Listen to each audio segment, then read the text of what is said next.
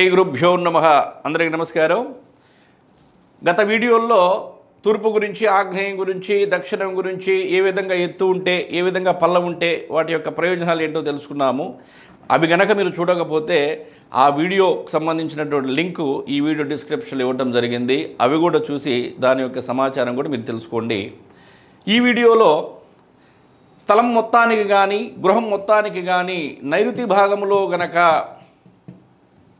ఎత్తు ఉన్నా లేదా నైరుతి భాగంలో డౌన్ ఉంటే ఏమవుతుందనేది తెలుసుకునే ప్రయత్నం చేద్దాం. నైరుతి గనక ఎత్తు అయితే భోగభాగ్యాలకు, కీర్తి ప్రతిష్టలు వారి సొత్తు. నైరుతి గనక అన్నిటికన్నా కూడా ఉత్తరం కన్నా, తూర్పు కన్నా, దక్షిణం కన్నా కూడా లేదా పశ్చిమ నైరుతి కానీ, దక్షిణ నైరుతి కానీ స్థలం మొత్తానికి కానీ, గృహం మొత్తానికి గనక ఎక్కువ హైట్ ఉంటే భోగభాగ్యాలు, కీర్తి ప్రతిష్టలు వారి సొత్తు. కాబట్టి నైరుతి భాగం అనేది ఖచ్చితంగా కూడా మెరక ఉండాలి. అలాగే నైరుతి గనక పల్లమైతే నైరుతి నుయ్యి మృత్యువు చాచును చెయ్యి.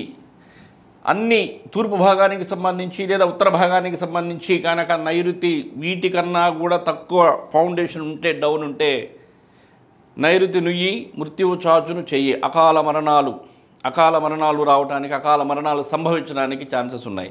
కాబట్టి నైరుతి అనేది ఎటువంటి పరిస్థితుల్లో కూడా పల్లం ఉండకూడదు, ఎత్తే ఉండాలి. అదే శాస్త్రం ప్రకారం ఫాలో అయిన నాడు అకాల మరణాలు మీ ఇంట సంభవించవు. నమస్కారం.